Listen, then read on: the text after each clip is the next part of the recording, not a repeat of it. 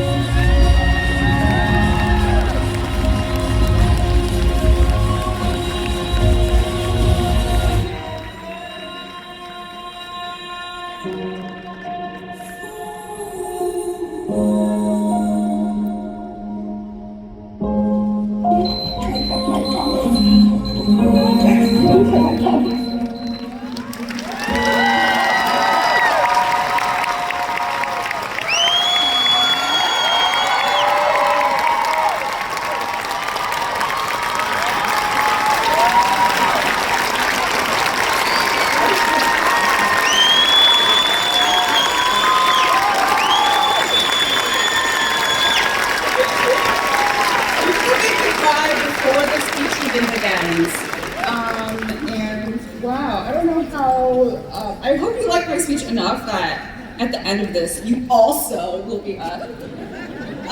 First of all, I want to congratulate all the award recipients, and also thank you so much, PTK, for having me here today, for caring about survivor voices. Your energy is incredible. I actually don't know that I've ever spoken to a group that has so much kindness and excitement radiate from even backstage.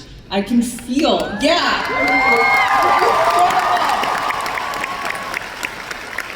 and then something else that you also have is good merch, all right? So I kind of want that necklace that everyone has that is Chart Your Course. It looked like a star, and I immediately beeline to it. Like, what is that? Anything celestial, I'm a sucker for. I also, your leadership has good merch tattooed on them. Dr. Lin, I found out, has a NASA tattoo, which is very cool. And I also want to shout out California. I heard you're so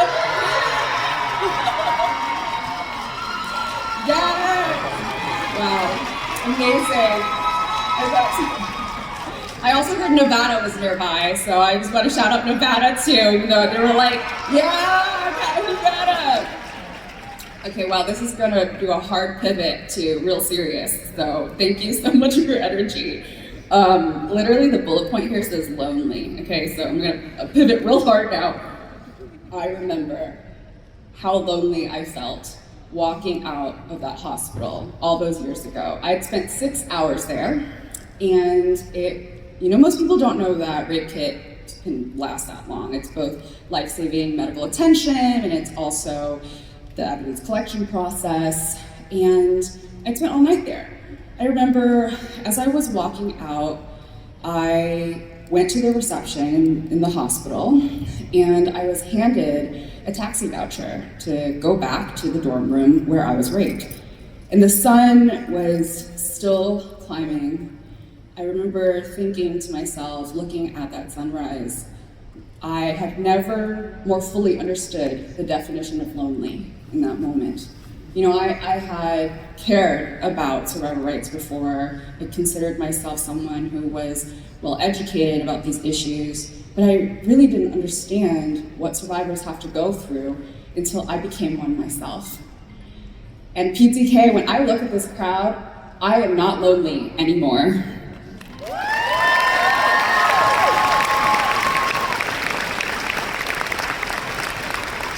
I remember walking into my local area crisis center, and there weren't enough seats for us in the waiting room.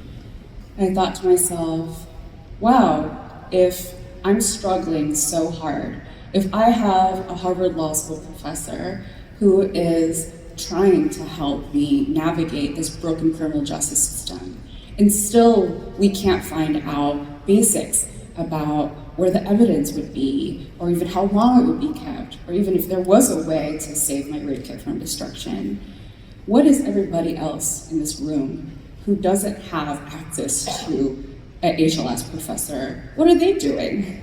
And that's when I realized that my story was not mine alone. In that room, I made a decision, a choice, to set aside my dreams of going to space and penning our civil rights into existence. Today, I want to share 6 lessons that I've learned along the way. The first lesson is encourage. Now, a lot of people ask me, where did you find this courage to speak up about your story, especially when it is stigmatic? You know, when I first started my journey, it was before Me Too, and it is still stigmatic now. Then it was also stigmatic. Where did you get the courage to not only share your story, but then fight the United States government about it? And I turned to my mother. My mom was a boat refugee from Vietnam, and she was younger than me when she decided to fight for freedom. You know, Saigon had fallen, and she and her siblings had decided, we are going to try to find our way and escape. So all of them learned celestial navigation. And the first time that they tried to escape, they had paid essentially water traffickers. But at their rendezvous spot, there was an origami boat, and so extra. And on that boat note was a letter that said, this is the boat that you're actually leaving on. So essentially, the people that they had paid to take them out of the country had cheated them from the money. It was actually a blessing in disguise, because that group was caught and all of them were killed. This set my family back for several years. My uncle decided to learn how to fish and buy a boat that way, pretend essentially to be a fisherman in order to learn how to navigate the seas and also have a boat. And during this time, again, that's when they both learned how to sail and also learned celestial navigation. So the second time that they tried to escape, they chose a stormy night so that the guards would be in.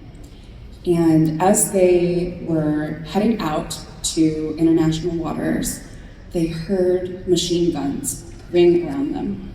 They knew that they had been caught. Now, at the same time, a bigger refugee boat was trying to escape. And my mom said to my uncle, well, we've got to plan it out. The guards who had shot at them on their megaphone said, you guys wait here, while we go get them, and we'll come back for you. And my mom turned to her brother, the captain, and said, it's do or die, we have to try. And so they sped out, and they made it to international waters. But when, yes, freedom.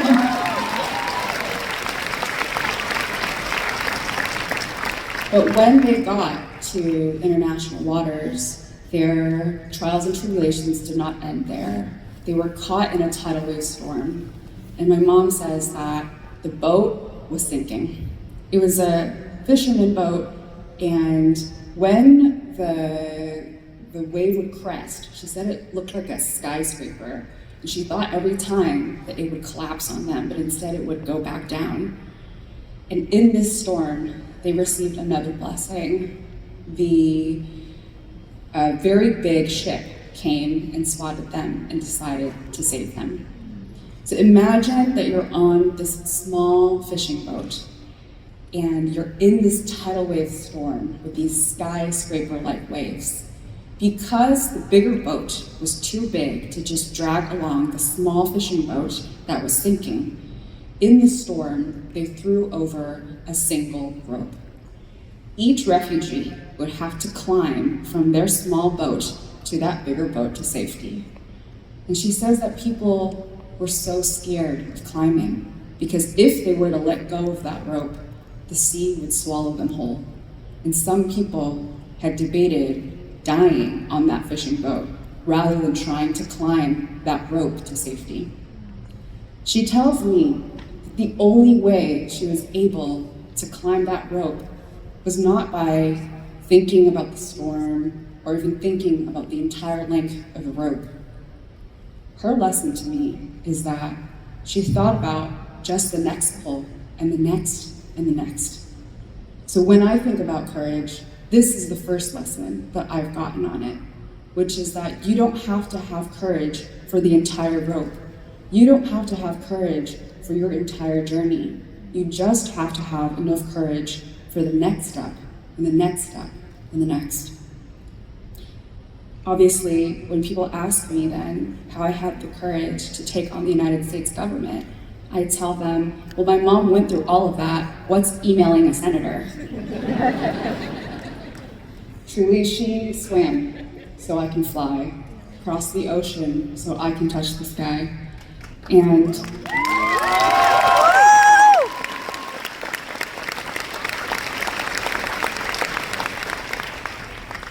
before it was announced to the world that I would be the first Vietnamese woman in space, I went back to Vietnam and I retraced her journey as a boat refugee.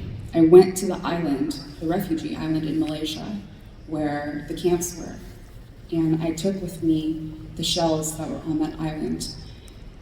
The first thing that was in my manifest to fly to space were those shells. The second lesson I want to talk about today, out of 6, is showing up. So, my rights, as most sexual assault survivors' rights cases are in the state court. And I remember while fighting for my federal law, simultaneously I was fighting for my state's rights. I was living in DC at that time, and I was in DCA, and I remember waiting for the policy advisor to tell us whether or not the Speaker of the House in Massachusetts would bring up the bill for a vote.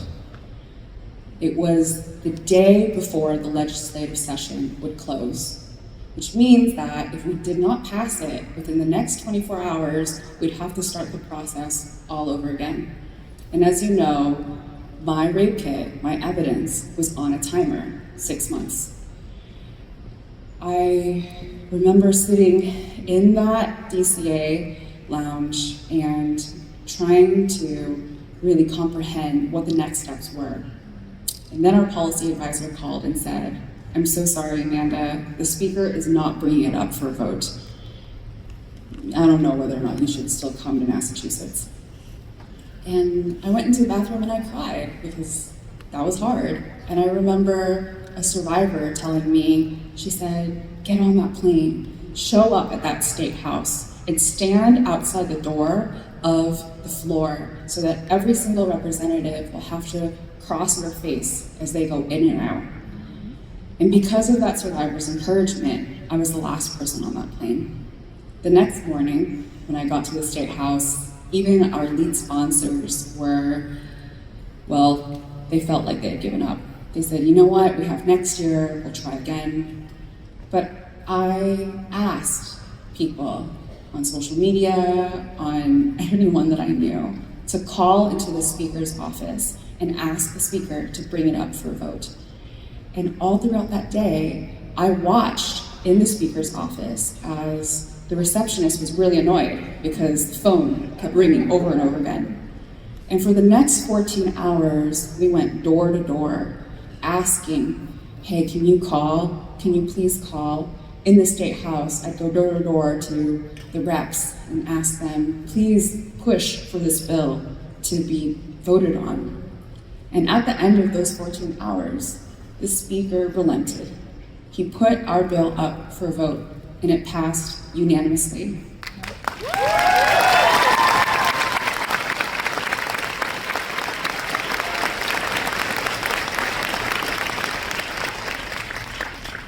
I'll never forget the lesson that I learned that day, which is showing up is half the battle.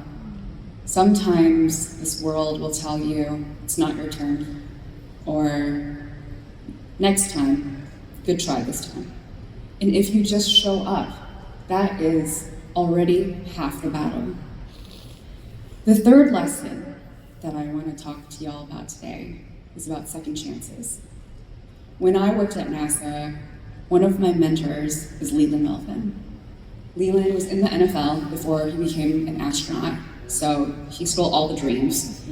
And I remember going to him and asking him for advice when I had to make that pivotal choice to give up my astronaut dreams or to fight for rape survivor rights.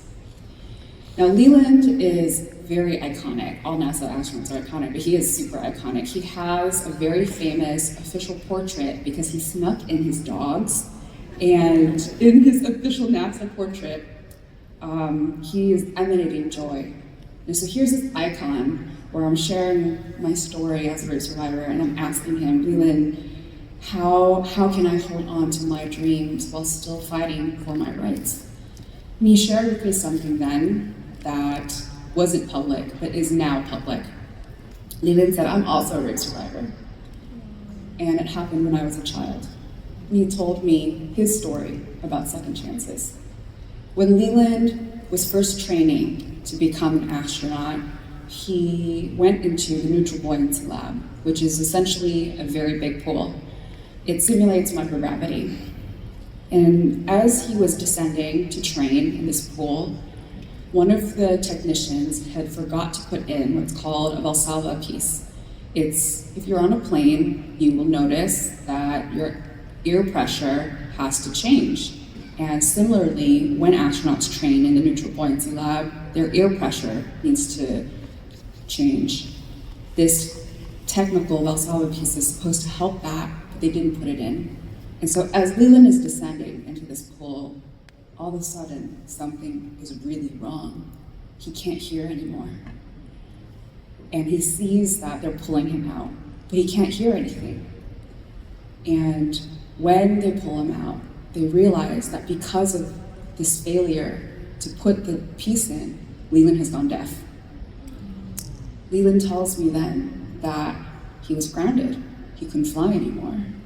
And in that moment, he felt like all of what he had worked for, what was it for? Now, at the same time, the shuttle went up and one of the disasters happened. And Leland joined his NASA astronaut colleagues touring the country to talk about how he, in honor of his fallen colleagues, would still want the NASA program, Human Crewed program, to continue. As he was touring the country, unbeknownst to him, the chief flight surgeon of NASA was observing his recovery. And at the end of that tour, the chief flight surgeon signed a waiver for Leland to fly as a testament to second chances. Leland has now flown twice.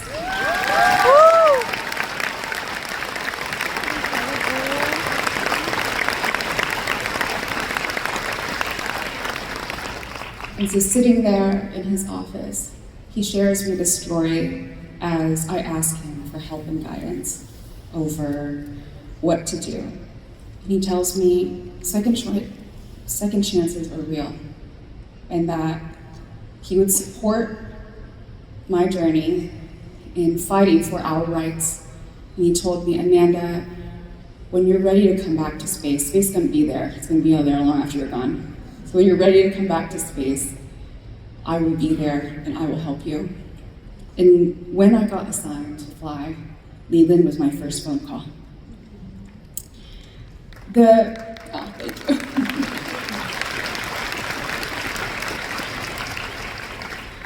The fourth lesson that I want to share today is that change comes from unexpected places. When I fought for my rights at the United Nations, it was very different than how I fought for it in the United States. And that's because at the United Nations, 193 plus member states, not every single country is a democracy. And so the way that they interact with civil society is very, very different. Now, what I've noticed is that it was incredibly difficult to get the attention of world leaders. They literally have every single issue that ever wants to be advocated for in front of them. So how do you break through that noise? Well, I broke through with something really unexpected, fashion. And the reason why is I noticed that New York Fashion Week was around the same time as the United Nations General Assembly. And I was like, what have none of these world leaders ever been invited to before? Oh, front row at New York Fashion Week. And they would probably be interested in that. I remember, now, fashion is something I genuinely enjoy. And I remember sitting at a fashion show, somebody asking, oh, I love your outfit. Who are you wearing? Or what were you wearing in that show? And in that moment, this light bulb went off for me. Oh, what were you wearing? These are the same words that I had heard before. In this fashion context, it was an exploration of my identity, something that brought me joy, a choice that we have when we put on our clothes. But in the other context, it was right after I was raped. What were you wearing? Now, this sentence was shaming survivors for the violence that happened to us. And in that moment, I thought, how do I turn this on its head? I will create New York Fashion Week's first ever Survivor Fashion Show, where we have survivors and celebrity allies walk the runway. We'll work with designers to loan their outfits. And the point is that you won't be able to tell who is a survivor or not, because it doesn't matter what you are wearing. And for this show, that's right, it doesn't matter.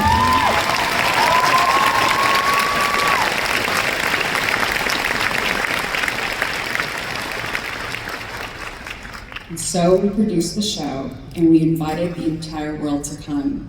And guess what? They all came, because they all wanted to sit front row at New York Fashion Week. And on the spot, that night, we confirmed 25 countries' votes, which eventually led us to a unanimous passage at the United Nations.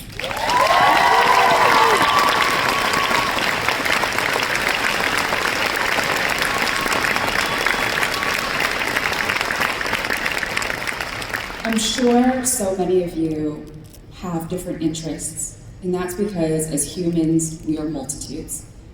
And what I want to share with you is that your creativity, your different interests, all of these things that may not fit so neatly inside a box, that's actually what gives you the edge.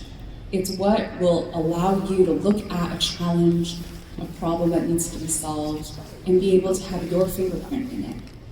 Had we not done that fashion show, we would not have been able to break through that noise, and we wouldn't have been able to have face-to-face time with these world leaders. And so perhaps you may feel, oh, well, I want to be this, but I also have all these other interests. Just know and nurture all parts of you, because they all matter. And yes.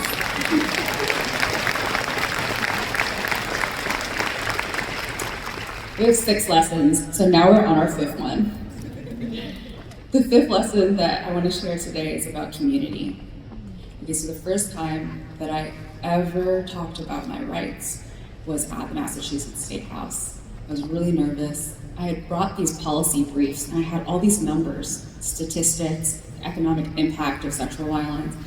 This is gonna really date me, but none of the staffers would look up from their Blackberries, right? So I thought to myself, okay, well, if legal precedence and economic analysis is not going to do it, I'm just going to say right here, right now, I am a rape survivor.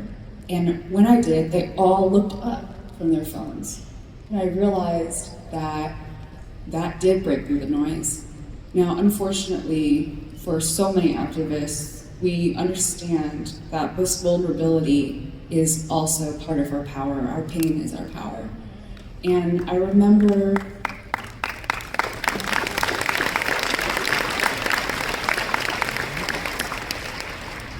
sharing that it was, it's been exposure therapy now for like 12 years sharing my story, so I feel okay about it. But back then it was really tough. And so as I met these state senators and state reps, one of them told me, I sympathize with what happened to you, but this isn't going to get me reelected. And I said, wow, that's so honest. And I went home and I cried because that sucked. I remember thinking, I just need one person to tell me that they love me. And the next morning, as a pathological optimist, which is kind of required for activism, I went straight back, this time into the US Senate. And in my journey to the US Senate, I got in an Uber.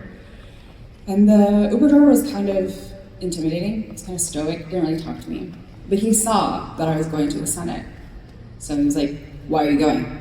And I thought, you know what? I might as well practice. So I said, this is why I'm going, this is what I'm fighting for, here's my story. And this once intimidating man started crying, just tears welling from his eyes. He looked at me and he said, my daughter was also raped. And what you went through, she also went through something really similar. When he stopped the car, he said, can I shake your hand? Thank you so much for fighting for my daughter. Has anyone told you that they love you today? I love you. And I'll never forget that.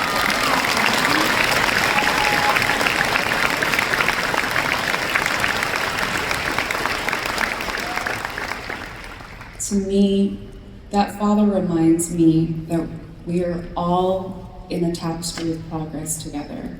Each of us individual threads that continue on for a vision, an image of a fairer world. I want to transition to our last story, and I'm going to try to get through this without crying, even though I feel like this room may have several thousand people in it, but I feel like y'all are going to be here with me, so thank you very much in advance.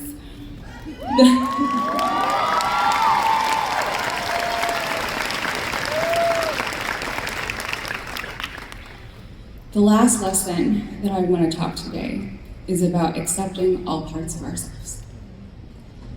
When I went to the astronaut training center, they said, you have to bring everything that you're going to put into that spaceship with you because every single gram matters. There's this question over all these years that I have sought to answer, and it is, why do we hold on to the things that hurt us? In a folder with all of the materials from that rape kit night was my hospital band. And I had kept it all these years. And I thought to myself, why am I still holding on to this band? As you saw in that video, I had a very nice note, okay? It said, never, never, never give up. It was very clear. The story was very clear. It's great marketing material, okay? So I don't need to have a hospital band with me. And I struggled with this so much because this flight was my dream. This would be the highlight of my career. And I wanted to have the escape velocity from the worst day of my life. I wanted to have joy and only experience for that moment, just joy. And there was something in me though that said, you know what? You don't have to make the decision now. Just bring that hospital band with you to the training center and figure out later whether or not you're actually gonna bring it onto that spaceship. And so I brought it. This literal label of me becoming a survivor. And the morning of, I looked at this hospital band again. And I thought to myself, you know what? I can just put it in my pocket and I don't need to take it out, okay? And so that was my compromise.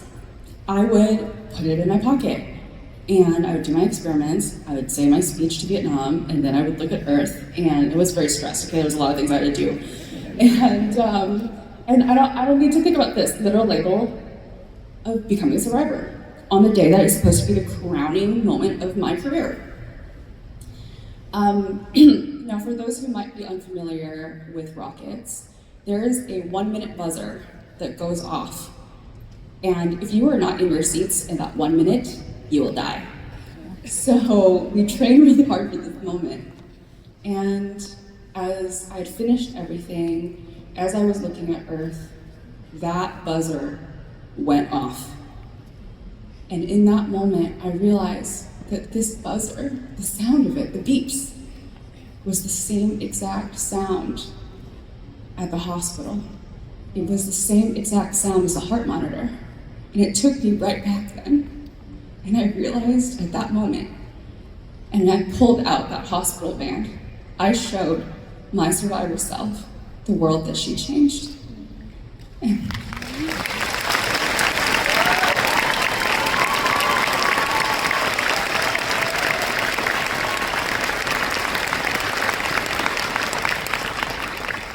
The lesson that I learned is an answer to why is it that we hold on to the things that hurt us.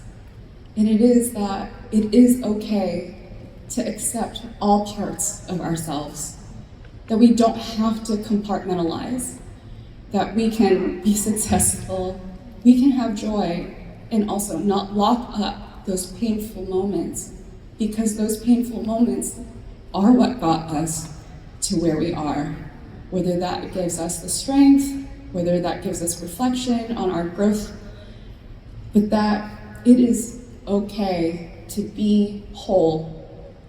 And in that moment, I fully understood perhaps time is like a tesseract, that I knew for all those years going back that I needed to hold on to that hospital band, that I needed the bravery, the same kind of courage that it took to survive that night at the hospital, that I needed in that moment, in that spaceship. Now, when I went to Earth, when I landed, one of the survivors who was a guest asked me, Amanda, are you able to choose the day that you launch to space? And I said, that's not how rocket science works. And she said, I don't know if you're aware of this, but you launched April 14th. And April 14th is the same day that your rape kit was supposed to be destroyed. And in that moment, I realized truly that our dreams are never out of sight, that they're always waiting for us. Some people can call this divine timing, but I call it justice.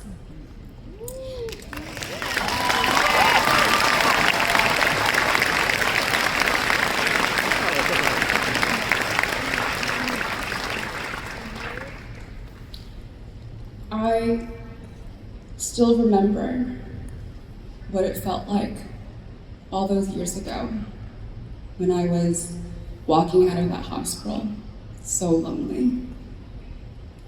And perhaps the greatest lesson that I've learned is that no one is powerless when we come together, and no one is invisible when we demand to be seen. So from the bottom of my heart, thank you, PTK, for seeing me today. We all know I cry on stage, so I'm gonna keep it calm for right now. Amanda, welcome. Thank you. Oh, of course. We're so honored to have you here today with us, and we have so many questions, and this is gonna be about your life, about your book, your advocacy. So let's dive right in, y'all. So in your book, you wrote that you asked God for compassion and grace when you first started your journey to pitch the bill. These traits can be difficult to extend to others, especially in times of contention. Yet, you continue to be an incredible example of both. How can compassion and grace make us better change makers in this world today? That's such a great question. Thank you. And also, thank you so much for enduring me crying and also getting through the speech. I am so grateful for this crowd. You have the best energy.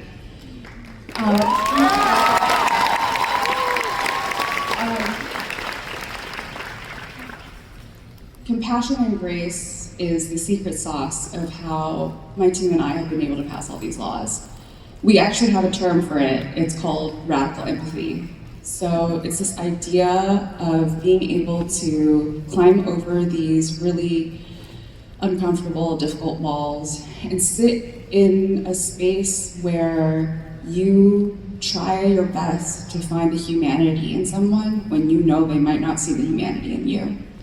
And it is actually not that fair to ask trauma survivors to do this. So I completely understand why someone would not want to engage. This tactic is perhaps not for everyone. But if we are able to extend that empathy, what I have found is that people just want to be heard. People just want to be seen. And when you're at a negotiation, if you start off and you know that the person you're negotiating is already on the defense, you've lost. So for us, kindness, empathy, compassion, these are not only for us the right thing, but actually the very smart thing to do in order to settle their defenses, have them lower their walls, and be able to truly negotiate on these rights. You know, I think that there are so many moments in which I've had, you know what, I'll just share the most difficult conversation I've ever had. So I grew up both Catholic and Buddhist, and in our UN resolution, we had to get the Holy See's approval because there was a block of Catholic countries that wanted that approval. And I worked with the Vatican in order to get an audience with Pope Francis. Now, can you imagine this topic to Pope Francis? In what world would he ever want to have that audience with me? And so, in order to be able to get that audience and then be able to convince him to okay the UN resolution for sexual violence survivors, which would, by the way, give rights to all survivors, including Catholic survivors within the institution, a pain point for him, I had to convince the Vatican to do that. It took several years. I actually remember the first time that I went to the Vatican and they had walked me and they were like, "This is where Galileo was tried." And I was like, "Is that a threat?" Okay, I'll show you. We all agreed that the sun is the center. But I remember working with them and ultimately being able to get that audience. And what I opened up with is what I opened up here, which is I knew that Pope Francis really cared about refugees. And so I told him about my mom. And I said her story. And then I also knew that he really cared about space. And so I talked about that. And I said, what if we could create a safer world for everyone? And in the end, you know, people first said that it's impossible to get an audience with him, and then they said it would be impossible to get his blessing. I tell you something, impossible is just an opinion. And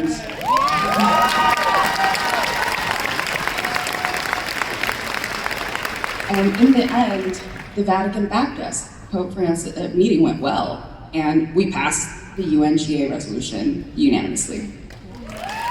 Amazing work, you guys. Thank you so much for that. It's beautiful. In 2014, you founded RISE, a nonprofit that was established to protect sexual assault survivors' civil rights. Since then, RISE has helped pass 88 laws one UN resolution and has impacted 112 million people's lives. And Rise Justice Labs is a program that helps individuals learn how to pass in their own laws. Advocacy is very important to many of us PTK members and students. So we would love to know, how can we all be better advocates to spark this change in the world? These are great questions. The first thing that comes to mind is that radical empathy. The ability, ultimately, if the change you seek requires votes, it requires then one's ability to persuade people to vote. And so there comes the radical empathy part. The second thing is to understand the rules of the game you're playing, because how are you able to win a game unless you know the rules? I think that civic knowledge has been designed in a way to honestly make most of the public ignorant. Most people don't know that there are only 4 people to target within Congress. It's actually a pet peeve of mine when people say, call your member of Congress, because there's only 4 people. That's how we've been able to pass all these laws. We target the decision makers. So who are those 4?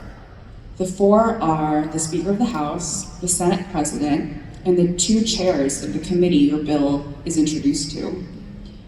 Before social media or electricity, you would need a representative. You tell them, these are my values, go to Washington, D.C. and advocate for us. But in these modern times, we can bypass all of that.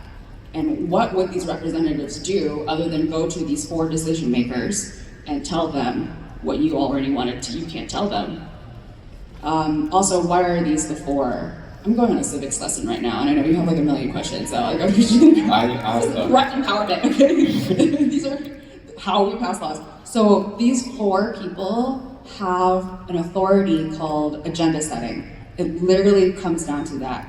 These are the only 4 people who can set the agenda to be voted on, for things to be voted on. And 99% of bills die because they don't put it onto the agenda to be voted on, which is why we only target them. And that's, with surgical precision, why we've been able to pass 118 laws. Amazing.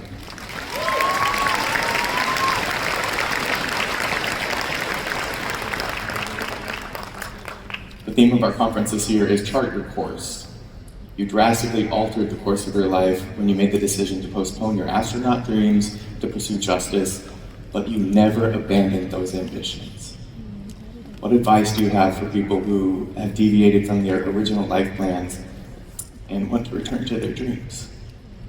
Okay, first of all, I really want that necklace, that Chart Your Course necklace. It's so cute. What a great theme for this year. My greatest lesson from living is that our dreams are as real as we make them. If I can go to space, you can achieve whatever it is that you want to achieve. And yes.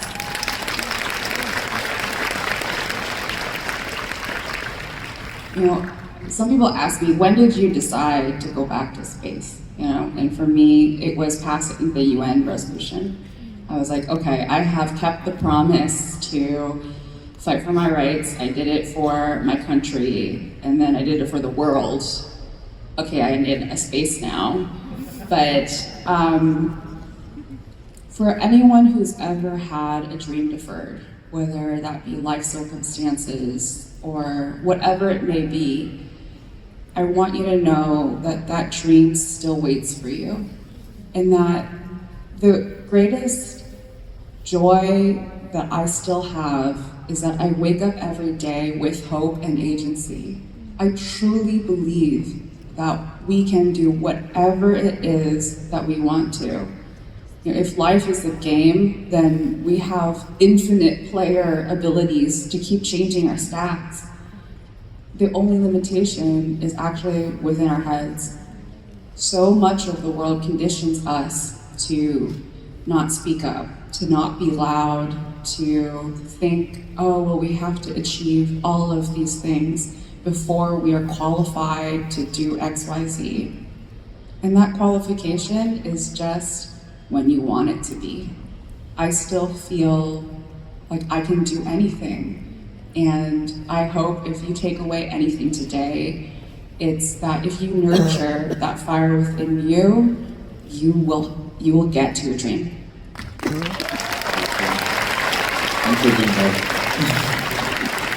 Obviously, we love gathering here together at Catalyst every year because community is such a huge part of what makes PTK so special. How important has community been to you throughout your story? I wouldn't be here without community. I'm so grateful to every survivor and ally who showed up to every part of my life journey. I was really thinking, actually, of my rocket launch because they all showed up. And there's this image of them standing on these mounds of sand. When you go to a rocket launch, many people want to record it through their phones. And so the advisory is, please put down your phones. The photographers, the professional ones, will take amazing photos. Please just watch it. Instead, I asked my friends in my community to film themselves watching the rocket. And all of them said, that's gonna be really boring. You're just gonna be watching us look up. And all of them cried. It's this sense of, for that, and you know what, the video that was most meaningful to me were my boat refugee family. Because also, in terms of timing, when I flew last year, April, it was 50 years exactly to the month of the end of the Vietnam War. And when Neil Armstrong stepped on the moon, bombs rained down Vietnam. And last year, when my family looked to the sky, instead of bombs, they saw the first Vietnamese woman in space. Power of community. Throughout Saving Five, you tell your story of your younger selves and their journey toward healing while facing hardships and uncertainties. Where did you find the resilience to persevere through that pain? I wrote Saving Five as a roadmap for grief. Half of the book is like a traditional memoir, and the other half is in surrealism. And I wrote it this way because parables have such staying power over centuries throughout just so many different cultures. And I wanted people to be able to envision themselves through this journey of grief. For those who may not have read the book, the surrealism parts of the book is that I go into my memory and I meet the 5-year-old, 15-year-old, and 22-year-old versions of myself. And the 5-year-old gets sick, so we have to save 5. And in order to save 5, we have to go through all 5 realms of grief. Each has a lead realm keeper who asks us a question about that stage of grief. And if we're able to answer that question, that stage of grief will give us a gift in order to advance to the final stage, which is acceptance. And I wrote it this way in order to acknowledge how painful and therefore how brave one must be to engage in this process. And that if we find the courage to take it step by step, that each part of grief can actually give us a gift.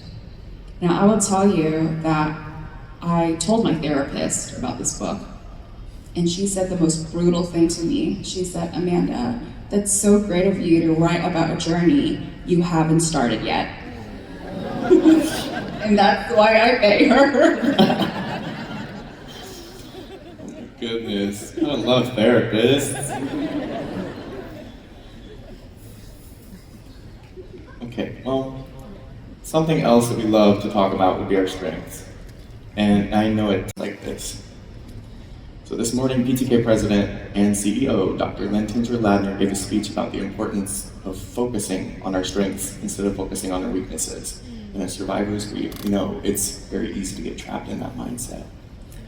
So tell us about a strength that you have that has helped you contribute to such a positive future for yourself and others. That's such a good question, and it's honestly pathological optimism or delusion. That's. But really, what is delusion rather than just being a trailblazer and seeing a place before everybody catches up? Look, I think that I'll tell you, one of the lessons that we give in our democracy school is called Cringe Mountain. All right, so Cringe Mountain refers to, this is our first homework assignment. We say, go out there and climb Cringe Mountain. Be cringy. What does this mean? Everybody who's ever succeeded has had to climb Cringe Mountain. Lady Gaga had to climb Cringe Mountain when she was like, I'm gonna be a pop star someday, and people were like, okay, if she can do it, you can do it too. And this is the point in the mountain where you have this vision, but people haven't caught up to it, and they're like, you're delusional, and you're like, no, but I know where I want to be, and in fact, I know where I will be. And even when people are saying, I don't believe in you, or whatever, you're still gonna climb it. And the more practice you have, the less it will hurt. And so we tell our democracy school students to go out there and declare the change that they're gonna make. We actually ask them to go and talk to strangers, to go and talk to their family, and to go talk to people within their professional career. And oftentimes, they were often met with support, where they thought, oh, okay, maybe this person will judge me. It was actually met with, oh, no, actually, like, that's really cool to hear that that's what you want to do. I get that a lot of people say, move in silence. I'm literally the opposite.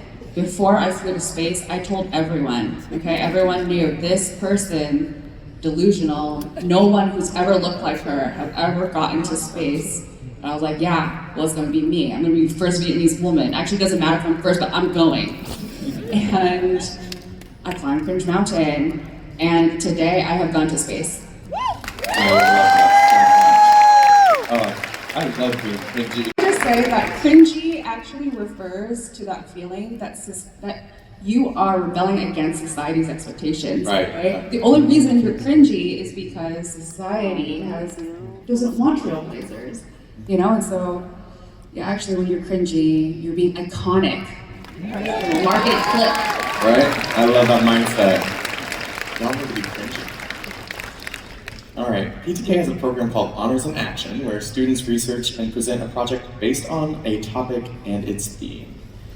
The 2026-2027 topic is What's Next? Imagining the Future.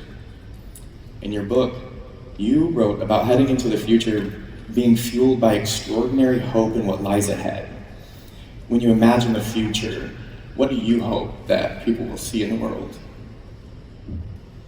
The greatest future that I hope for is a future where we're all free.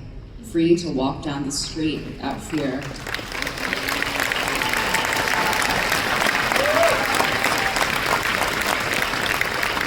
Free to share our stories and what happened to us without judgment.